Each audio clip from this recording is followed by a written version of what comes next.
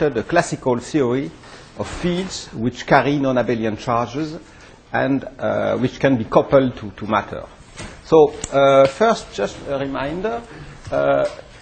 First, a historical reminder. In fact, non-abelian gauge theories are very often called Yang-Mills theory. Yang-Mills theories, because they were introduced around, I think, in 1954 by Young and Mills. But for a long time, in fact, they were not really used in high energy physics because people couldn't.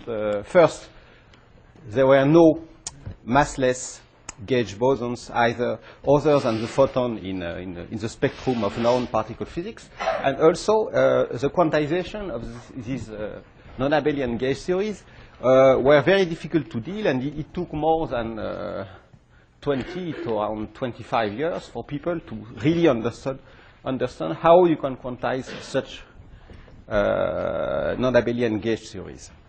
And in particular, if you are interested in some of the historical aspects of the history of Yang-Mills theory and how they became, in fact, the correct tool to construct modern theory of interactions, it's explained in many, many books, but there is a nice review that I found recently by Toft, which was one of the important person in the proof of the construction of the consistency of Yang-Mills theory and its applicability to high-energy physics. I think there is a review, very short review and a conference, which is around 94 or 6, I don't know.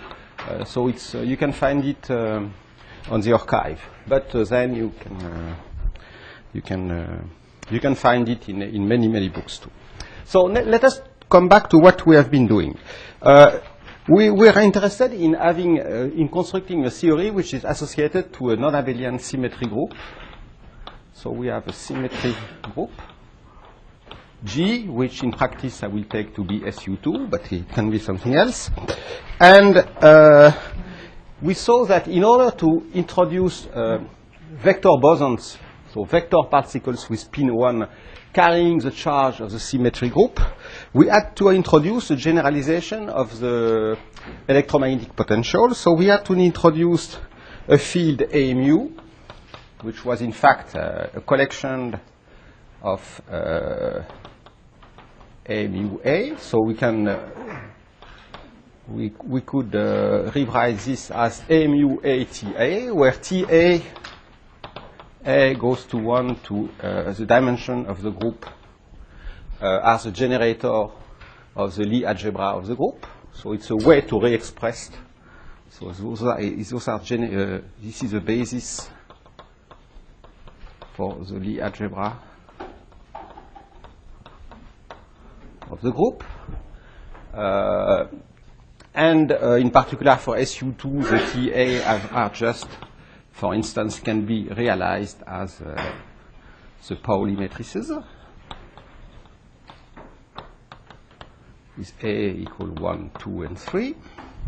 And so that's a convenient way to reshuffle, to regroup in one single object this set of 3 different gauge field. So this is, of course, something which depends on the position in space-time.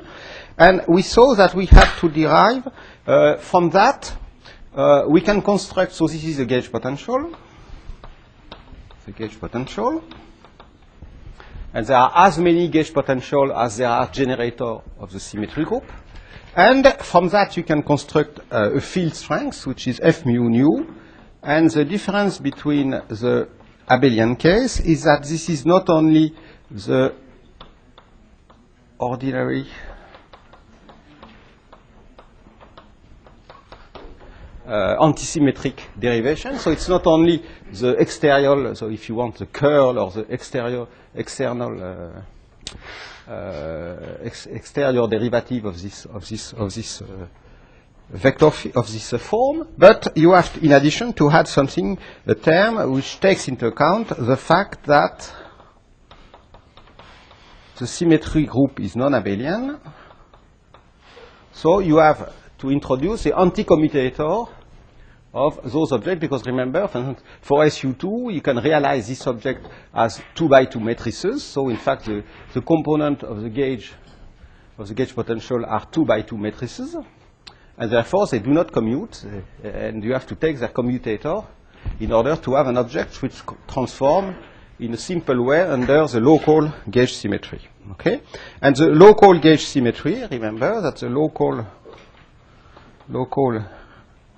gauge transformation,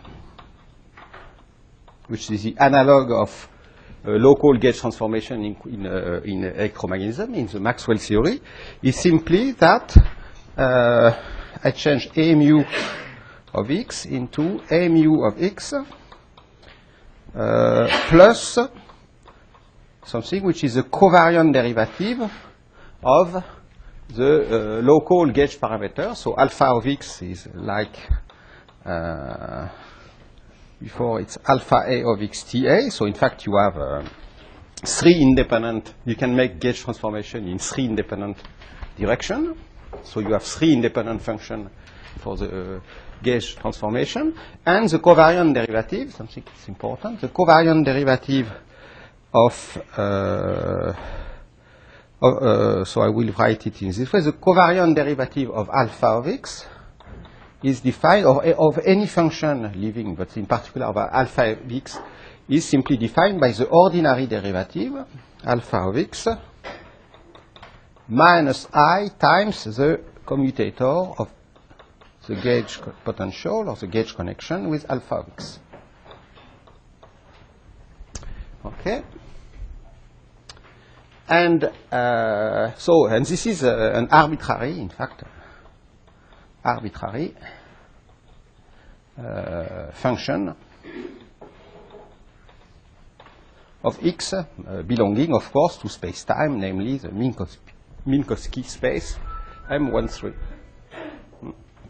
Okay, so and from this we saw that it is possible to write an action, and today I will mostly concentrate on what's going on for the gauge field part. So we saw that it is possible to write an action. Pardon? Yes? How do we see if it's a spin 1? It's a spin 1 because it carries one Lorentz indices. So it's a vector. You see? This will carry a spin 1. AMU will describe the spin 1 field because, in fact, it transforms as a vector, an ordinary vector, under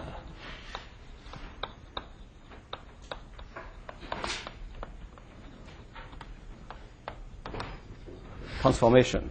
Therefore, if you want to go from one coordinate system x mu to a coordinate system x prime mu, which is given by some Lorentz transformation, some lambda mu x nu, where lambda is a matrix of a Lorentz transformation, then A mu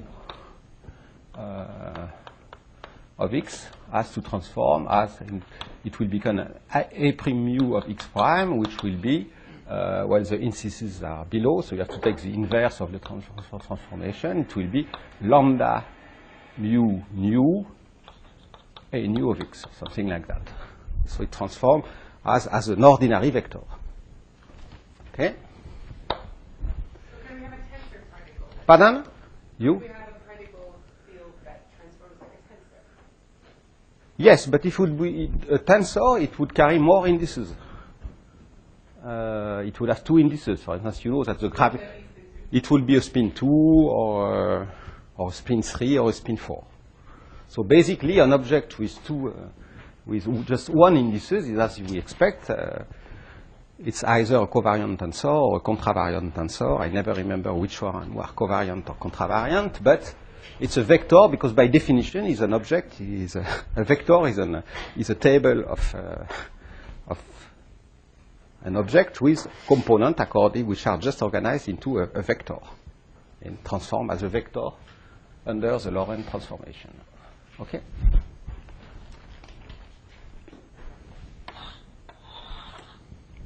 Okay, so we saw that there was an action, and that the natural action for this classical action for this Young-Mill fields is simply an action. So I take an action which will depend on A, which is a classical action, and it is simply the generalization of the action for the Maxwell field for the Maxwell equation, and it is simply and with my notation in this will be F A mu nu, where I sum over those indices. And as we shall see, it's important that we can add to this a coupling constant that I will denote G squared. So this is the action for and it is just so. Here, I carry indices up and down simply by the standard multiplication by the metric tensor, and here the metric tensor is H mu nu equal, with my notation, +1 + 1 + 1. But it's not important at that level, since you have two indices. If you use the notation, for instance, in Peskin's book, where the signature is plus, minus, minus, you will get exactly the same expression. So it's not important. Okay, so which means that F mu nu is just H mu rho H nu sigma F rho sigma, and then you sum over all indices. Okay, and that's in fact first it's just the generalization of the action for the U1 gauge series, which describes the Maxwell field. Okay, and I remember somebody asked me why not some F cube or F4. Well, F cube is difficult because it's antisymmetric, but F4 or Fx terms. And the answer will be the same as for electromagnetism, because we want a renormalizable theory. But I will describe what renormalization means for this theory tomorrow, I think. Okay? Okay, so remember that if we want to couple these to fermions, for instance, we can add a term from the fermions, which is, if I add these two fermions, then I have to add a term which is of the form d4x, and this is simply psi bar I d slash minus m psi, where d slash is the covariant derivative for matter fields, which in the case of fermions in the fundamental representation, in fact, takes the same form than that, but in general, the covariant derivative will depend on the representation of the gauge group in which the matter fields lives. Okay, so it's also a covariant derivative, but it's not at almost. It's slightly. It can be different from this one, but it's defined in a similar way. Okay. So now I want to discuss what is the structure of perturbation theory. Perturbation theory that we expect from this action, and this Lagrangian, which is you see a sum over the group indices of the square of the electromagnetic of the stress energy tensor. Okay, and you see that in fact F mu nu, written like that, has a term which is linear in A, and a term which is quadratic, which is order 2 in A, and which has some complicated group structure, because here the commutator of the generator of the group starts to play a role. And you see that, in fact, here it makes sense to introduce a coupling constant. Here, G will be the coupling constant in the coupling constant, because you see that if you start to think about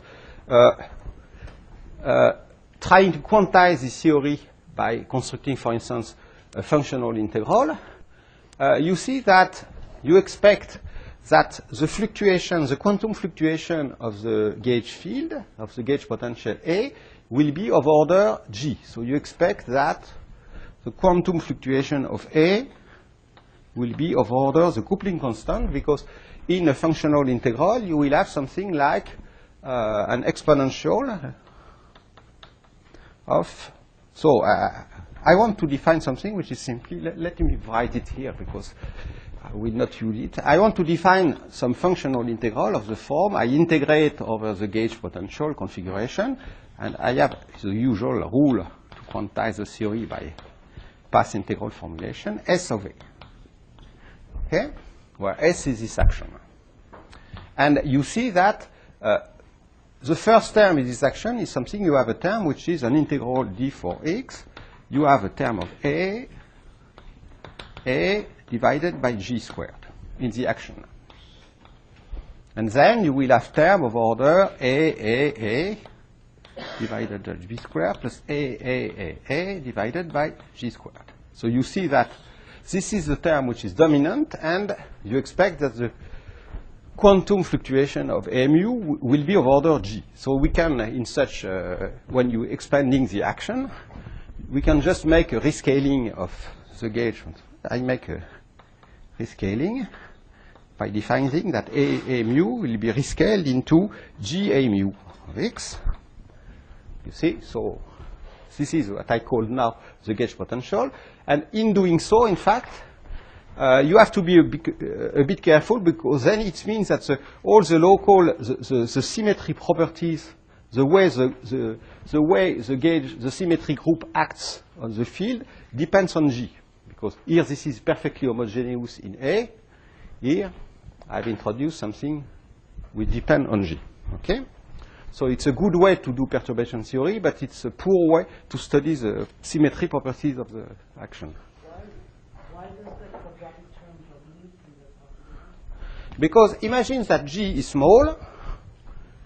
If G is small, assume that A in the functional integral is over the G. Then this is over the 1, or if you prefer, it's over the G times square root of h bar, then, because you have a 1 over h bar. So this term is order 1, this term is over the G, and this term is over, so this term is over the 1, this term is over the G, and this term is over order G squared.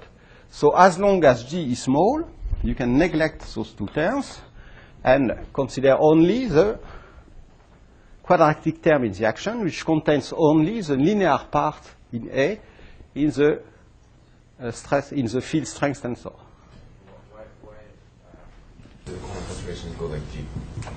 They go like G because here I am summing over the field configuration with a term which is an exponential of some function which of the gauge potential, and I am just using here the same kind of argument that we have been using when studying path integral formulation for the scalar field. You see, I assume that the minimum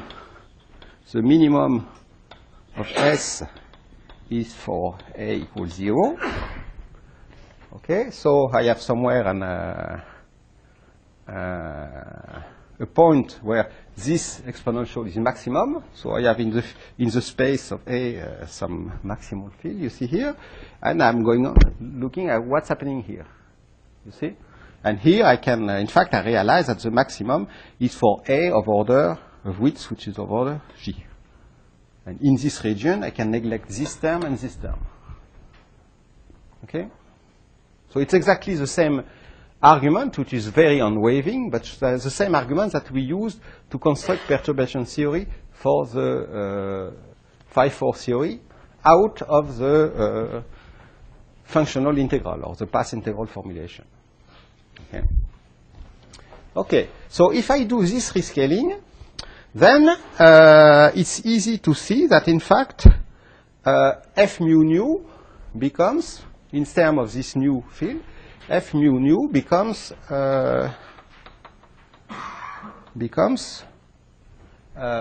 so let us say F mu nu divided by G, because I have one G, becomes d mu a nu minus d nu a mu, and then I have a factor minus I times G times the commutator of the two gauge field.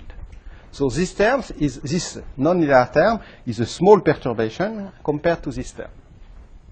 Okay? And now what, yes? Is that an arrow or equal? It's an equality here. Oh, no, here I make a rescaling. So I redefine, if you prefer, I define that a mu nu equal G a tilde, or a mu tilde, if you want, and then F mu nu divided by G becomes this. Okay? So the thing on the right-hand side is F mu nu tilde or? No, here is the original F mu nu. And you can define, you can define, if you prefer, this as F tilde mu nu, by definition, but then you must have a G here, you see. And similarly, the gauge transformation, there will be a G here. So you see that the covariant derivative will contain a term which is the ordinary derivative, and then a term proportional to G. Okay? Okay, so once you see that at, if you want to expand this and apply what are the Feynman rules for the Feynman rules for expanding systems, you see that this, when you take the product of this, you have the product of this with itself. So you have a term which is quadratic in A, and I have first a kinetic term for A mu, namely which is over order 2, which is the same than for the Maxwell theory, except that now you have, remember, A mu has an index A, so there are in fact 3 different kind of gauge fields. So in fact, I will not explain exactly what is the propagator at that point, but you expect that there will be now a propagator like that for the analog of the photon, because now you have 3 different photons. So a photon, a vector particle moving carries a Lorentz index because it's a vector, and it carries a color index because it carries charges. And you will have simply that there will be a delta AB because charge is conserved, because this term is just F mu nu A times F mu nu A, so you have conservation of color. There is a delta tensor between A and B. This is non-zero only if the incoming color is the same as the outgoing color. And then, What do you call it, color? oh, I call, that's, I'm sorry. Those I will denote color indices, because often one speaks, in particular in the theory of strong interaction, which is called quantum chromodynamics. That's because the particle carry 3 indices, not those. In the theory of Young-Mills, the group is not SU2 but SU3. So in fact there are 8 A indices, but matter fields like the quarks carry 3 charges. And since there are 3 charges in the history, people were speaking about green, blue, and red, and therefore the theory was named quantum chromodynamics. So I will often denote this by color indices, but this is rather, in fact, group indices. So I have a delta function which tells me that the charges are conserved, and then I will have just, if I'm working well, the ordinary propagator for Maxwell theory that you have studied in the CFT1 course. Okay? So we'll discuss what is this object later, but the moment is that for the moment you have a charge conservation because of this delta mu. Okay? But now, of course, you have also new terms which come from the fact that F mu nu contains also an anti-commutator, commutator, and you can see easily that when you take the product of that with that, you have first, we'll have a cross-product term will come from the product of this with this. So I will not, you can write it with all the indices, it's an exercise, but you can see that it corresponds to a 3 vertex, where you have 3 vector fields which interact. So each vector field carry a group index and a Lorentz index. Okay? A, B, C refers to the group index, so that's the charge carried by the particles, and mu, nu, rho are the Lorentz indices, so they refer to the spin carried by the particles. And if you remember, what are the rules, the Feynman rules for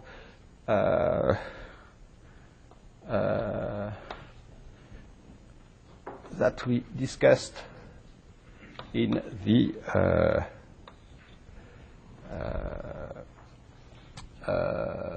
for quantization of the scalar fields.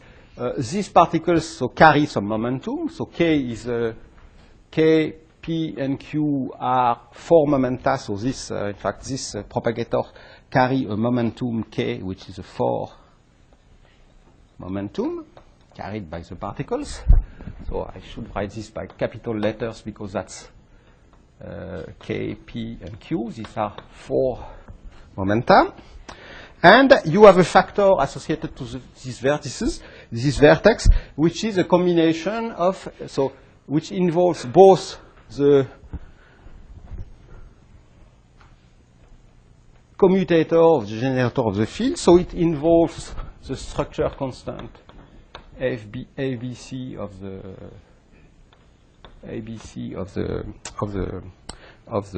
the group, and it's a proportional to G, remember, of the coupling constant, because here I have something which do not depend on G, and here I have something which depend on E. And then I have a combination of H mu nu and momenta, which makes that a vertex corresponding to something which is Lorentz invariant. And if you write well, you realize that this will be, there will be an H mu nu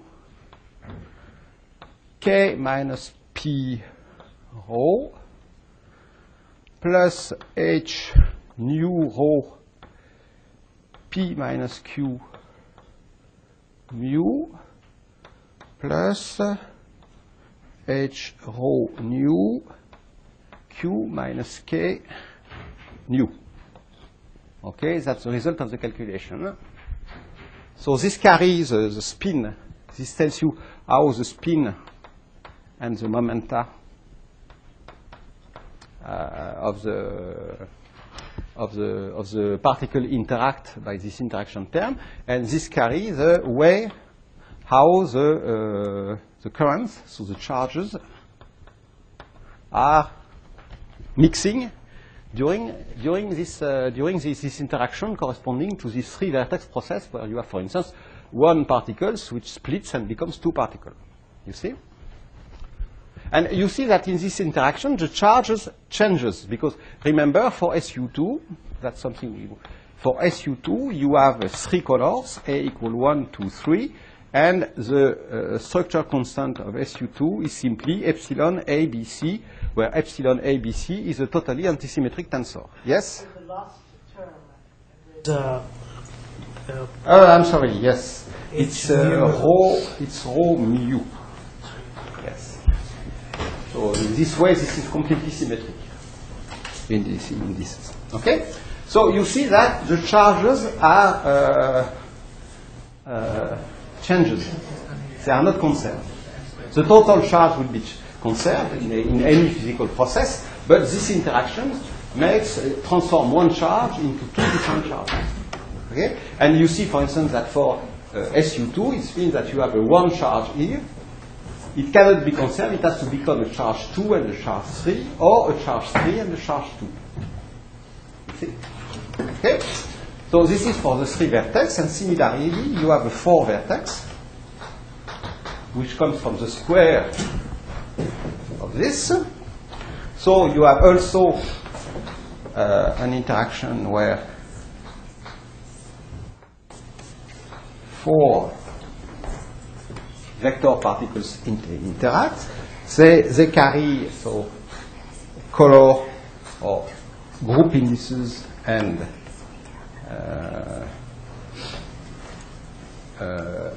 Lorentz indices. So they carry spin and they carry charges.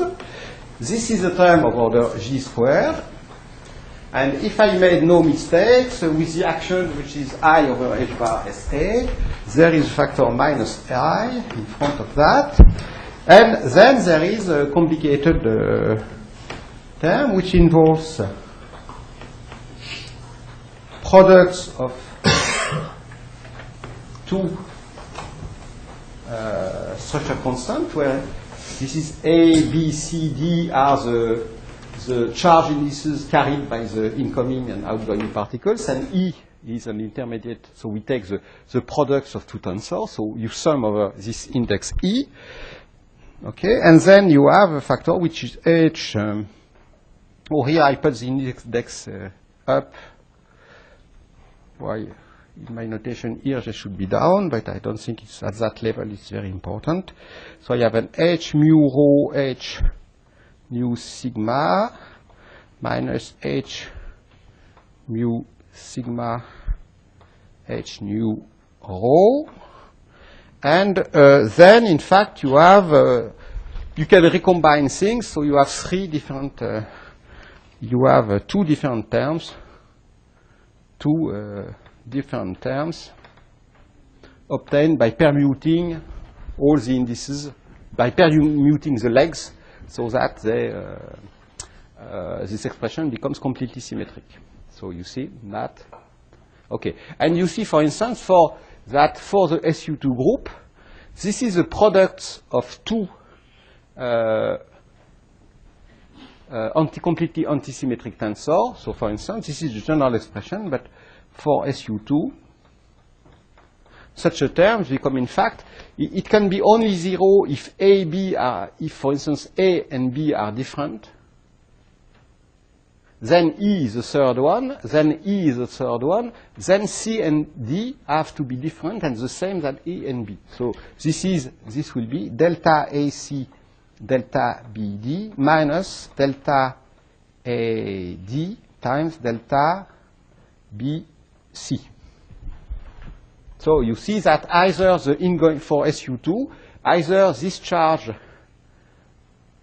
comes out here, or in this, corresponding to this term, this charge either comes out here, or it comes out here. And this charge comes out here or here. So in fact, you see that in this interaction, the charge must be different. You cannot have two charges which are the same. And, well, the charges are conserved. You must have some charge, one incoming, some two here, and then some one will be coming out, and here or it, and with any permutation. So you see there are some symmetry in this interaction, but only for SU2. Yes? E is just, I am summing, E is the third index, and I am summing over E. I am always using the Einstein convention of summing over dim indices. So this means the sum over E's of A, B, E, F, C, D, E. But this can be rewritten without any E as for SU2 only as this tensor. Okay? So yes? This action that you wrote down. Yes. It's of course gauge invariant, but it's also invariant under I mean, is there a notion of a global Noether current here? Pardon? It has a global symmetry too. You mean? Yeah, exactly. Yeah, this What is that action. symmetry? Okay, this action is invariant under local gauge transformation. Okay, so in particular, also under global gauge transformation, because global gauge transformation corresponds simply to make a transformation where I change A mu into A mu plus where with the factor I, d mu of alpha, where alpha of x is just a constant, independent on x. And you see that that's also symmetry. Yes? Pardon? How come we don't have any like momentum? Oh. Or are they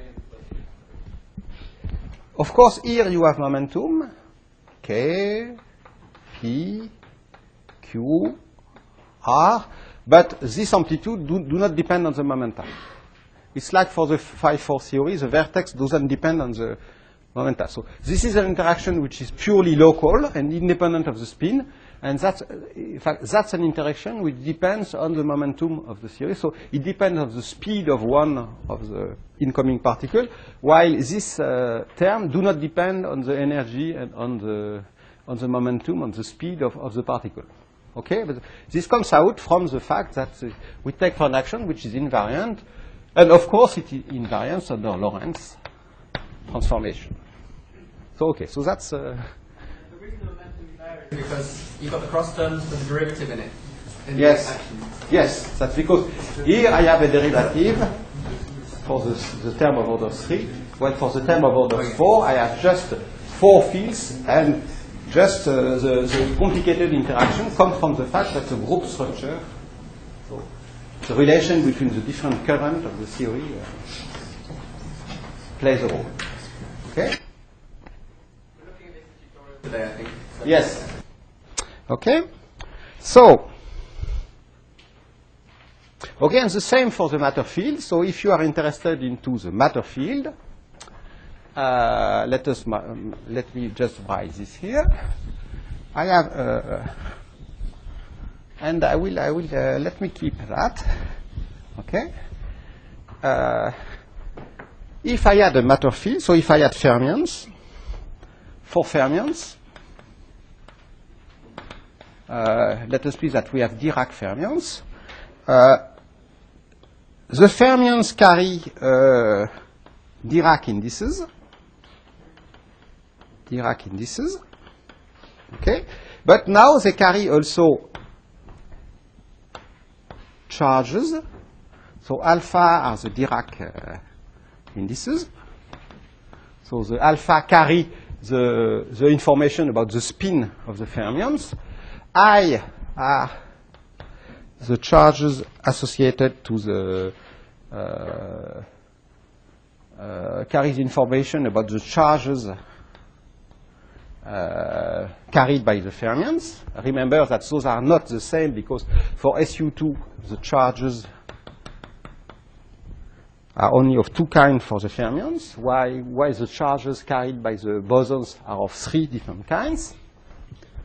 And so this is the usual propagation. So this is a delta I. There will be also a delta Ig because those charges are conserved, times the usual propagator for a Dirac fermions. That's the usual propagator for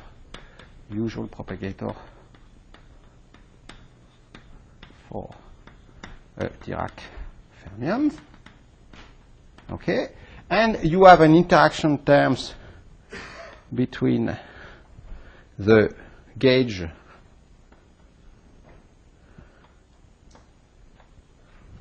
field and the fermions, G beta. And this term now is proportional to the coupling constant because that's a term which contains an A with 2 fermionic fields. There is a factor I.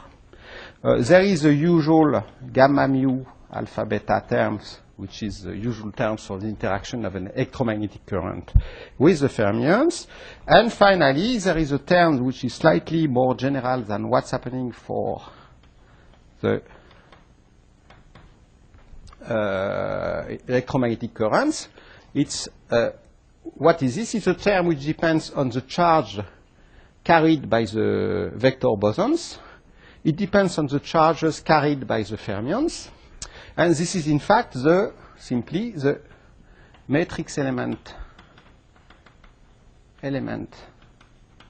Ig of the matrix Ta corresponding to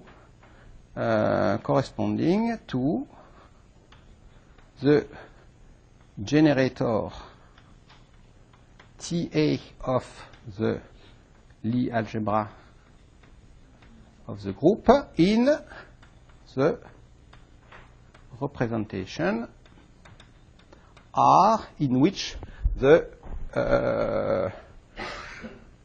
to which the fermions belongs. And in our special case of an SU2 group, so in the case of SU2 with the Dirac are in the fundamental representation,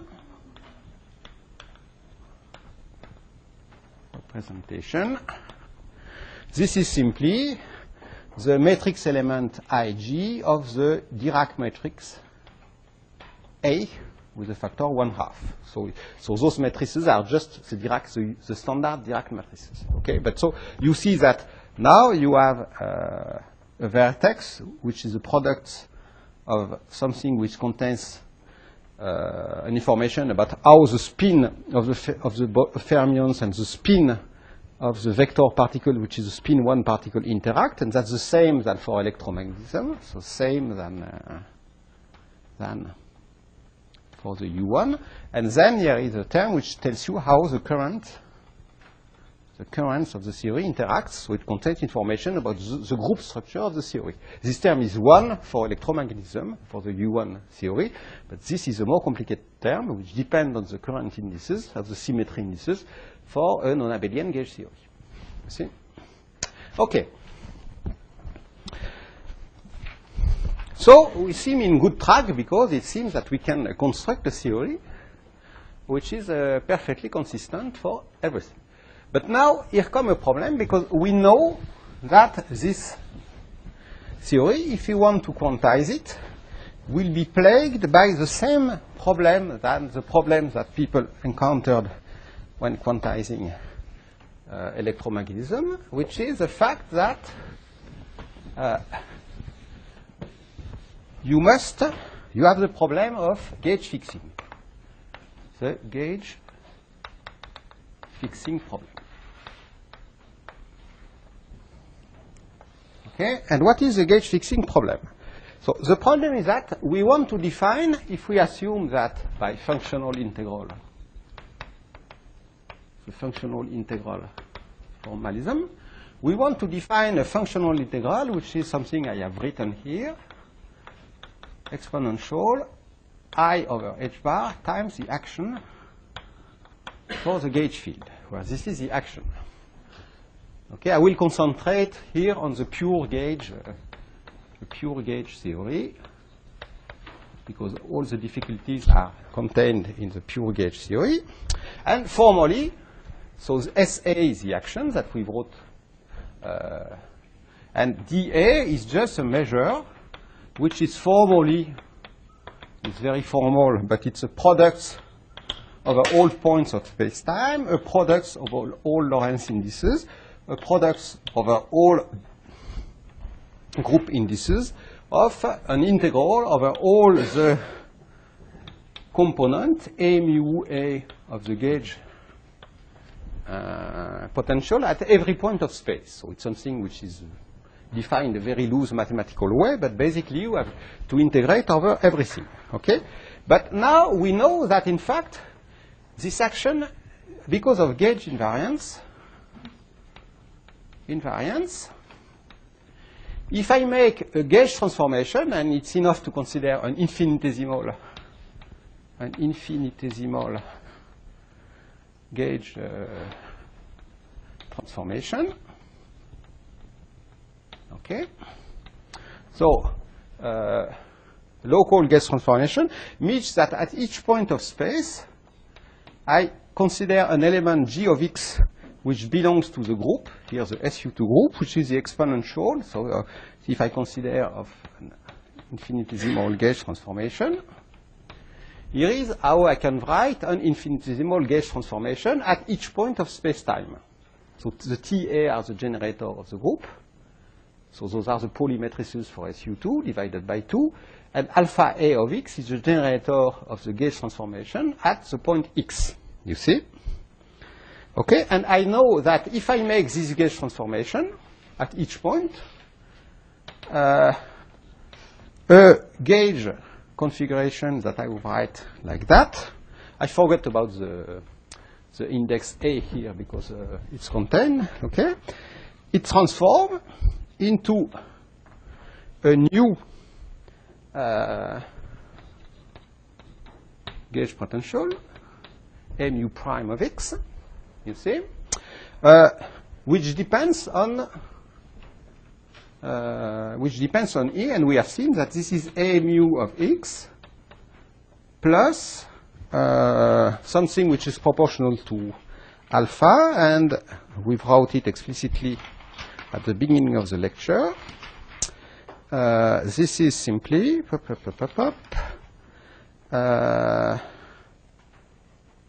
of course, simply d mu of alpha of x.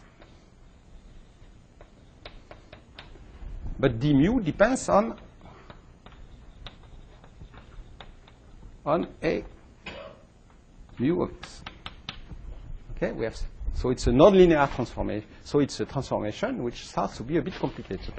Okay, and we see that in fact, for any general g of x,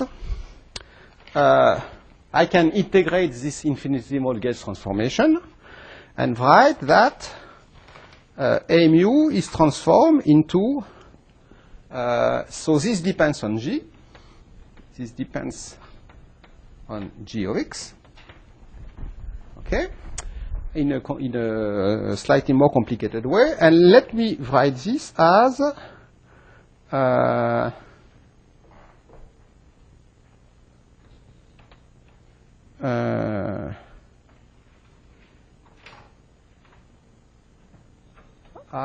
so it depends on G of x. At the moment, let's keep that as that. Okay? And therefore, by doing such a transformation, S of A is transformed into S of A prime, which is equal to S of A because of gauge invariance. Okay? So I'm not changing everything. And, well, I will not prove that here, but in fact you can show that the measure is also unchanged. Okay? In this integral. So it means that in fact we have overcounting the configuration, because those two configurations are those two gauge configurations are completely physically equivalent. We are overcounting configurations which are physically equivalent, and in particular because they correspond to similar F mu nu. Well, there is a slight difference, but it's a transformation just by a gauge, the trivial gauge, local gauge transformation. Okay, so the physics of two different configurations, in fact, is exactly the same. Okay, and so we have the following problem that, in fact, that I will try to explain something subtle just by drawing pictures. Okay, Yes? The fact that the measure is also invariant, Yes. that's not very obvious, is it? No, that's not in fact obvious because you must define precisely what the measure is, and in fact the measure will be defined once we will have quantized the theory. So, in fact, what I will assume that the measure can be considered as invariant. I will do calculation as if it was invariant, and the spirit of the program of quantization is to take this hypothesis seriously, to derive set of calculation rules, and then check at the end that we get a consistent field theory, consistent quantization procedure. And this consistent quantization procedure, in fact, will define the measure. So it's like some kind of bootstrap, but it's mathematically quite consistent. Okay, so I will write something. I will call capital curly A the space of all A of x, the space of all gauge potentials. Okay, and by A, I mean, in fact, A denotes, in fact, the data of all the A nu of x. You see? So I'm removing all the indices in group indices, Lorentz indices, and I call the data of this a point A. Okay, so A is a set of all gauge potentials. It's an enormous potential. Okay. Then I will denote by G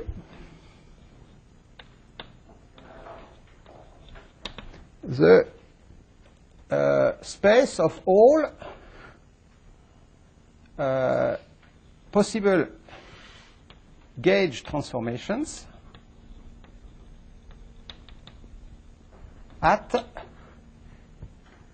all points of space.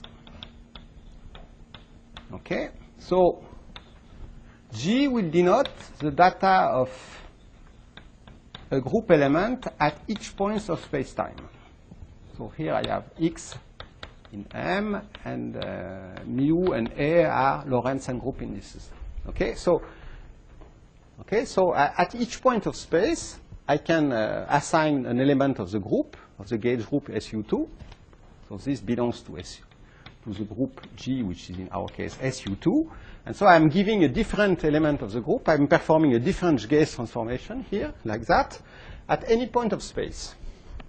Okay? And now let me draw a picture to denote what is, I have this big space. Of course, it's an infinite dimensional space. And this is A. So I have an infinite dimensional space. And if I pick a point in space, this means that I'm picking a gauge field, a gauge potential configuration. So a point represents the data of a gauge field configuration known in any point in space, and all its components are known. Okay? And now, if I am making a gauge transformation on that, it means that by a gauge transformation, I am moving, this is a point A. If I make a gauge transformation, I am transforming A into this A prime. You see? So, by acting by a group G, I am making this transformation. Okay? So I will denote, in fact, since I am using this connection, I will denote G by saying that the group G acts on the space R. G is a group. G is a huge group. So this is a group. This is a space. This is a very, very big group because it's a product of the group at each point of space time. So it's a huge product of independent groups. So G acts of A because to each configuration A, by the action of an element of this big group, capital G, I get a configuration A prime, okay, that I will denote, in fact, in a very sketchy way, G of A. Okay? So to each by a gauge transformation, by a factor G. I transform by a gauge transformation. I transform gauge potential configuration A into a new gauge potential configuration A prime equal G of A. Okay? So I denote the element of the group and its action on the space by the same letter in order to be more sketchy, but that I'm denoting a group, you see, and its representation is on space by the same letter. So don't be confused, but I hope it will be clear. Okay, so G acts of A, you see, and so any element of the group acts in a different way. So in fact, you have the whole image of any element of A. So the sets of all possible J of A, the sets of all possible G of A for G belonging to this big group G is called the orbit of the gauge configuration A by the action of the group G. You see? It's a cell of all images by transformation, by group, by a gauge transformation of a given. Okay? And you see that all the gauge configuration on this orbit are physically equivalent. Physically equivalent. Okay? But now, of course, I have other field configuration. So let us call this A1, A'1. Let us consider here an A2. Okay, you have, of course, different orbits. And so you see that, in fact, the set of gauge inequivalent and hence physically equivalent configuration that I will denote by, let us call it, since it's configurations, the set of physical configurations that I will denote by a C. So this is a G, this is an A, is simply, in fact, the quotient, in the sense of mathematics, of the sets of all possible gauge potential divided by the action of this big group G. Okay? So, in fact, I don't have to, in the functional integral, if I want to be consistent, it's enough to sum, to make a function, a sum over all these slides. You see? Because all the elements on the slides correspond to the same action, so I am overcounting them. Yes? You have a question? Some question? No? Is that supposed to say inequivalent? Yes? Pardon? Is that supposed to say inequivalent? Pardon? Is it supposed to say inequivalent? Or Gauge inequivalent and physical Set of gauge, no, the set of gauge inequivalent and physically inequivalent. Oh yeah, sorry, and physically distinct. Yes, distinct. I'm sorry. Distinct configuration is just the quotient of this big space by the action of the group. Okay? Yes? Sorry, this big group G. Yes. Is this like an infinite dimensional Lie group or anything? Or Yes, it's an infinite dimensional Lie group, which is not defined in a very well precise way because I'm not a mathematician. But no, because it's simply this group G. You see, it's simply the data of elements of a simple group SU2 at any point of space. So this big group G. So this is an element of the group, and this is a capital G. This big group G is simply the products, let us write it that way because it's a direct product, the products for each point on space-time of the group G. So it's a direct product of the same group. It's an infinite, the set of an infinite copies of the group at different points. So it's a very simple, from the point of view of a group structure, it's not a group which is not more complicated than the original group we started from just the algebraic point of view. Okay? Yes? Okay. Okay, so what we have to do is, in fact, here, we have to integrate. And in order to integrate and to define, to be able to compute, what we have to do is to choose a slice. So we have to choose, for instance, we have to choose a slice. We have to choose a slice here. For instance, this slice, I will call it, start to be S1.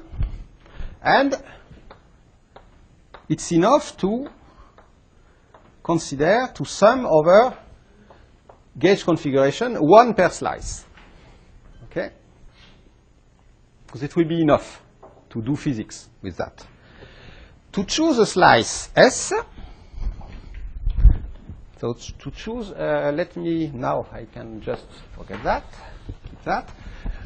To choose a slice is something that we know very well in physics, and you have met already in electromagnetism. Choose a slice is nothing but what in physics we called choose a gauge.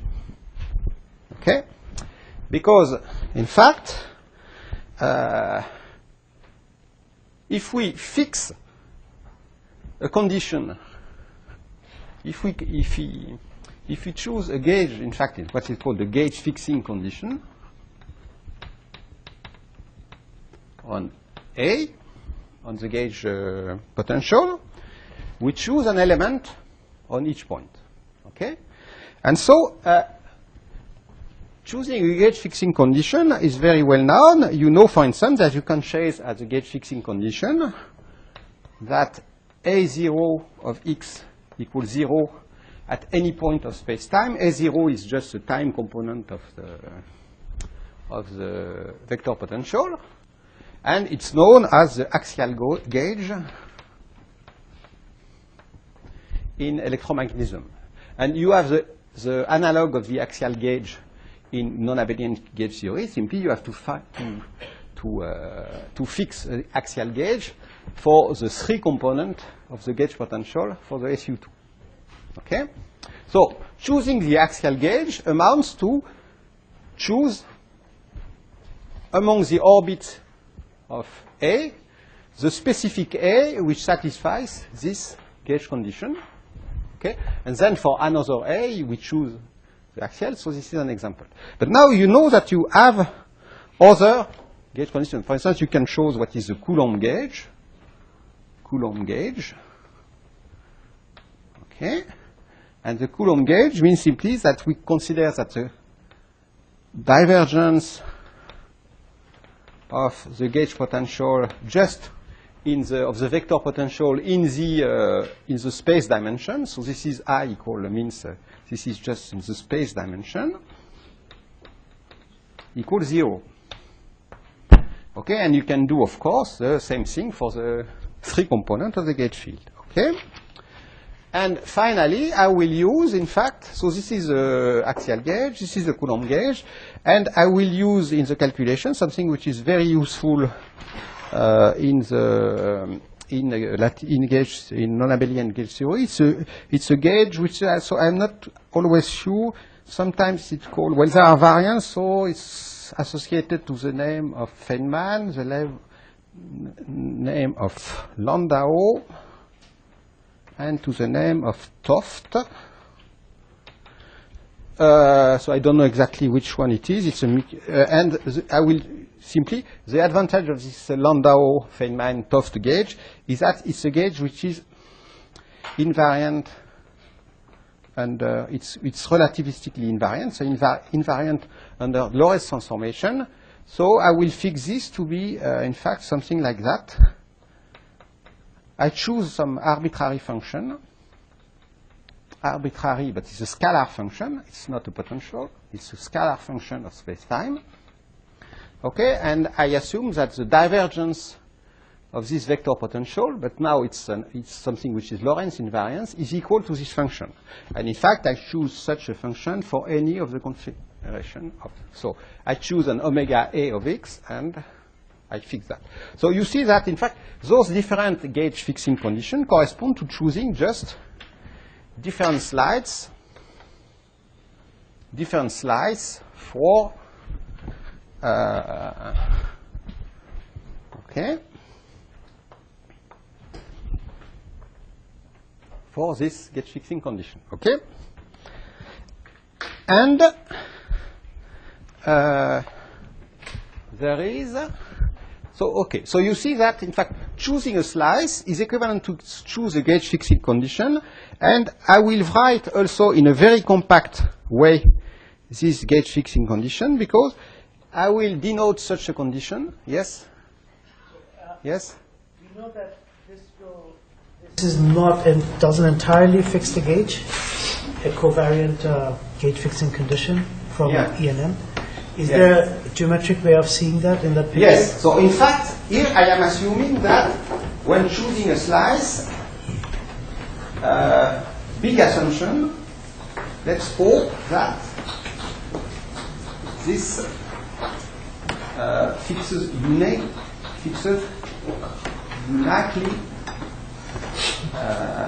the element on each orbit. So in fact, of course, if you choose something in a different way, you may very well have that at some moment get something like that. This gauge condition may fix 3 different conditions. Yes? We know that's true because we can choose at the same time the long gauge and the axial gauge. I don't think so. No.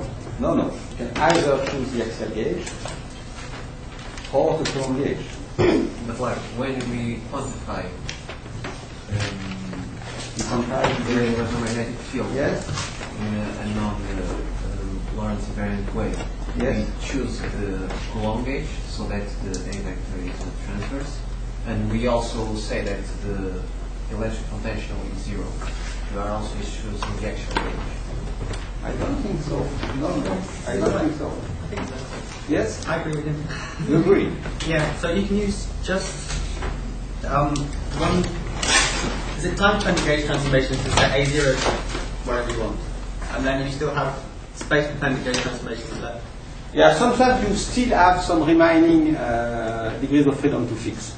But I think if you do that, everything but something which happened for a given time, fixed time, is fixed. Something like that. So. Still has some residual gauge symmetry as well. Yes. So I'm treating this in a very sketchy way. So for the moment, let's say that you can choose a gauge, ER typical gauge, and sometimes you have to add something, some additional condition. But yes. So will we have to integrate over all omegas too, because omega is arbitrary, so we have. We can choose one omega. And different omega will correspond to some slightly different gauge condition, for instance. Okay. In practice, this is useful because one can integrate over the omegas too. But that's a further step. Okay, you can choose. Imagine that you have chosen a fixed omega, and therefore you have slightly different gauge fixing condition. Okay. Was it a multi-valued or double back on themselves like that? Those are bad choices of gauge fixing. Yes. Yeah. So if you have that, it's very bad. If you have still a few remaining gauge fixing conditions to enforce, that's okay. It's when you have done a lot of the job and then you have to work a little bit more. Okay, so you may have this plus something, or plus something. Okay. So in fact, I think that only the axial gauge is known to be really free of those problems. But let us assume that I don't care about this problem. Okay? And I will denote this gauge fixing condition. So you see that in any case, this gauge fixing condition means that you consider that you have some function that I will call. So this is a function which I'll call the function GF for gauge fixing. I have functional So I have a functional of A, which is a gauge fixing functional. So it's a function of a function. And so this gauge functional depends, of course, you have one gauge fixing condition per component of the gauge potential, and one gauge fixing condition at any point of space-time, and I will denote everything by the fact that I assume that there is a gauge fixing functional, GFA of the gauge potential at point x, which is equal to 0. Okay? And I will denote that in a sketchy way, that GF of A equals 0. I mean that this considered as a function of space and of the group indices is a function which is always 0 as a functional. As a functional. So this is an equation which describes the value of the functional for x and A fixed. But it means that if you have a function of x and A which is 0 for any x and any A, it means that the functional is 0. So the gauge fixing condition means that I have some functional on the space of gauge configuration, and the gauge fixing condition, which fixes where I am here, means that I'm choosing the A specific so that G of F is equal to 0. Okay? And now, well, I think it's good to keep that. So picture, and anyway, I only have 5 minutes left. So now, of course, what we would like to do is to rewrite this integral by saying that we want to enforce that this condition, gf of A is equal to 0, in the functional integral, which is written in this very compact way, in order to reduce the integral onto one of those slices. Okay? So, of course, we cannot simply set this condition, because if we integrate this functional integral only on this slice, or on this slice, or on this slice, well, you can guess just from the picture that you will get different results. So if you just integrate over a slice, without taking into account how this slice is configured in the space of all configuration, you will get a result which will be not be gauge invariant, because you will get a result which is different from this slice and from this slice, where those three slices are just different ways to compute the same thing, quantity, which should be gauge invariant. Okay? So here is a beautiful trick,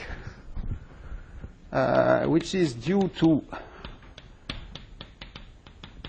Feynman and de Witt, and to, independently, to Fadeev and Popov, which tell you how to fix the gauge, keeping how fix the gauge, keeping gauge invariance. Okay? And the trick is simply to, in fact, to make something crazy, to multiply and then divide by the volume of the gauge group. So I will revise this simply as, you see, you have to realize that for any, if you choose a gauge fixing condition, so you choose a GF, okay? For any A, there is a G, okay, such that GF of G of A is equal to 0. It means that simply that if I choose the GF, the gauge fixing condition 1 associated to this slice, so this gauge fixing condition GF1 equals 0 means that is slice for any A, I can make a gauge transformation which carries me to the slice. So for any A, there is a G such that GF of G of A is equal to 0. Okay? So let me write this functional integral over all the field configuration as simply the integral over A over all configuration, field configuration. Then I integrate over the group G. I integrate over all gauge transformation. And then I remove this integration by choosing the gauge transformation G such that G is equal to minus this G1 of A.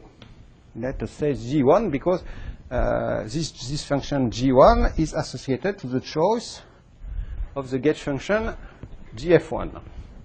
Okay? With GF1, G1 of A is defined such that GF1 of G of A equals 0.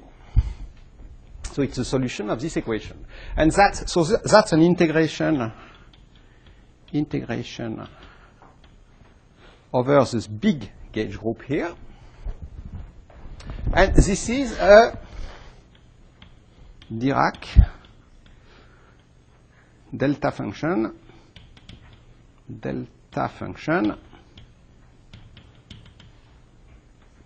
on the group G. Okay? And, okay, so I am integrating over a big group and I fix a constraint that G is equal to this GA1. You see? Yes? I don't quite understand why we started with the assumption of gauge invariance, Yes. and we picked a gauge and somehow we lost gauge invariance. For the moment, I have not lost gauge invariance because here, this is something which gives, this is 1, you see. This is equal to 1. You agree that way? And I integrate over something times the delta function of G minus something, I'll always get 1. So, this is gauge invariant, and this is 1. For the moment, I have not lost any gauge invariance. What is the problem that we're trying to fix? Ah, yes. I think that why do we need the Feynman-Trivet trick? Okay. I'm sorry. I should have explained that later, sooner. I wanted to explain that once I get the result. We need to fix the gauge for exactly the same reason that you need to gauge fixing when quantizing by canonical quantization the Maxwell field. That's because if you don't know gauge fixing, okay, the action for A and the function for G of A is the same. This means that you have flat direction, if you want. You have flat directions in for S of A. Because S of A is equal to S of G of A for any G. Okay? This means that when you start to do perturbation theory, remember the propagator for the gauge field, mu nu, should be equal to, in fact, remember, it's the inverse of the functional derivative of the action of A when I make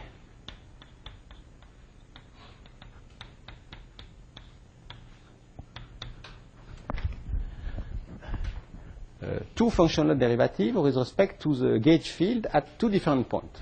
You see? That's a general definition of the propagator in any quantum field theory. We have seen that for the case of the scalar field, but it's a general procedure. So the propagator for the vector field is something like that. And you have already this formula for the U1 gauge field, so it's true for U1 as well as SU2.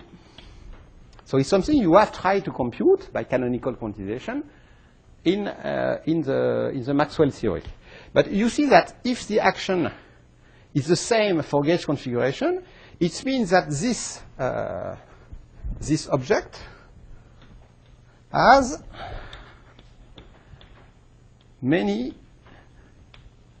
zero modes.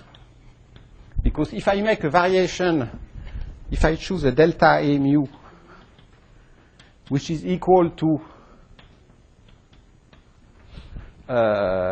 just a gauge transformation, delta of S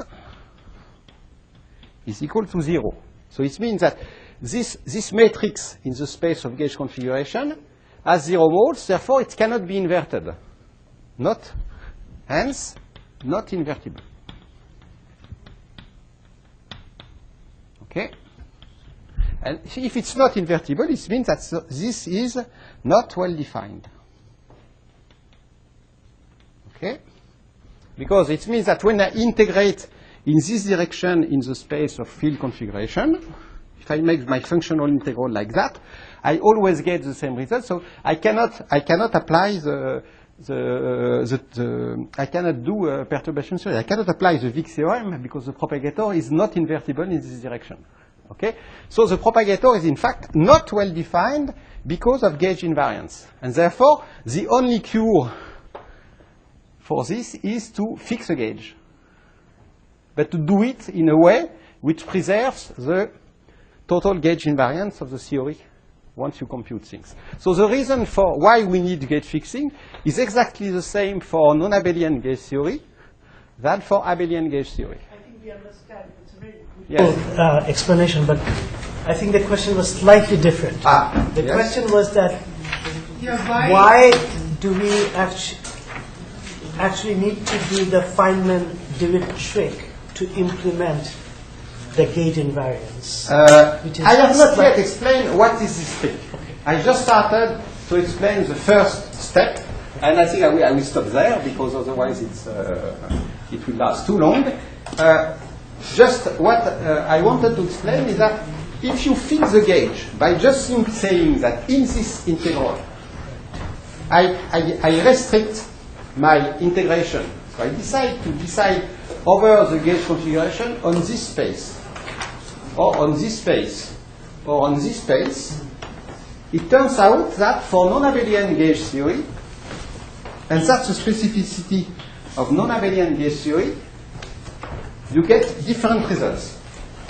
And that's that's a problem which, for some reasons that I have no time to explain, it will become clear at the end. There is some miracle in the Maxwell theory, in the U1, in the abelian gauge theory, which makes that you can just choose a gauge, quantize, get something. Choose another gauge, quantize, you get the same result. And that's something that you can do in canonical quantization. I don't know exactly which kind of gauge you have been using in canonical quantization, but you can check that with most reasonable gauge, you get the same result. And that's true, for some reason, only for the abelian gauge theory. For the non-abelian gauge theory, if you choose the axial gauge and do calculation, it's a bit complicated, but it can be done. If you choose, in particular, if you choose, but I think you can do that with this omega, if you choose this Landau, Feynman, Toft gauge for different omega A, you find the result. So you integrate over this, or over this, or over this. You get the results which depend on omega A. Okay, and this will become clear later.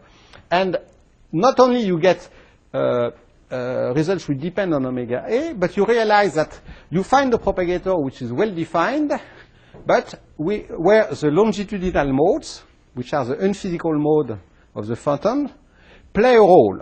And remember, in our theory, now we have a coupling between, like that, between photons. So you may very well have that if you start from a transverse mode, okay, you compute a propagator between transverse modes, You may have virtual longitudinal modes propagating in a Feynman diagram like that if you are computing a quantum process and a radiative correction to quantum process. And this leads you to a violation of unitarity, because you know that the longitudinal modes are very bad. Okay? So, not only if you are just integrating over that, you get something which is not gauge invariant, but also it is not consistent quantum theory, because the longitudinal modes couples with the transverse modes, the physical modes, and therefore you get negative probabilities higher than 1. You get some states of your theory which have a negative norm states. That's a disaster. Okay? Can you think of it as the subspaces that we're picking out having different volumes? So Having the? Well, we're picking a subspace of this space Yes. A. Yes.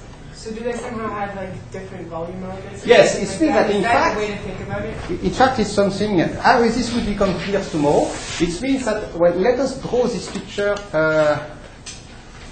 Well, no, it's okay here because it's a bit, but you see that, for example, if you sum naively, you see that this, let us consider what is the contribution of this part of configuration space. You see? And it starts to be a little messy, but so let us try another. Do I have something I have not used? Yes. Wow. Okay.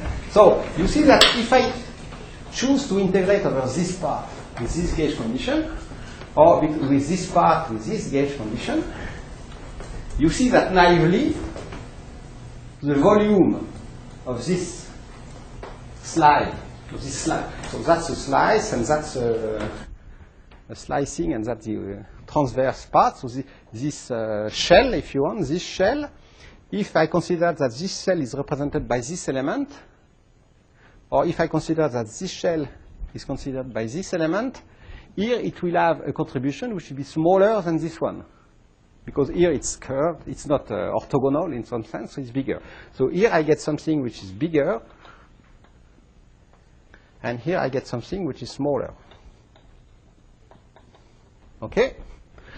But of course, this represents the same shell. I have some kind of shell. The shell in configuration space. And it is only this concept of this shell which is gauge invariant. So I have to find what is the correct way to define a volume for this shell, okay, which do not depend on the way I represent it either by this slicing or by this slicing. You see? And this is what I will be doing, starting from this stupid idea to multiply this by 1. Well, it's not my idea, it's the idea of this great physicist, which consists in inserting 1 represented in a very complicated way as an integral over the gauge group, and then starting to play with this idea.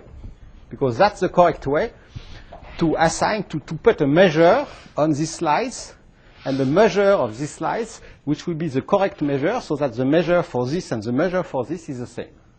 So we have to define what is the real volume of this part and what is the real volume of this part. Okay? Okay, so, but we shall do that tomorrow. We'll have plenty of time, so we can do it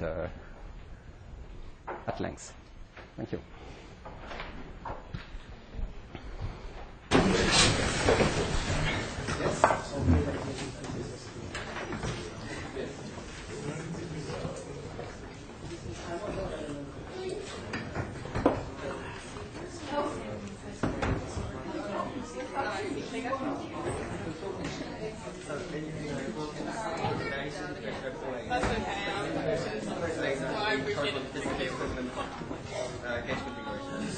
So you really should integrate over all of them. You should only integrate over one.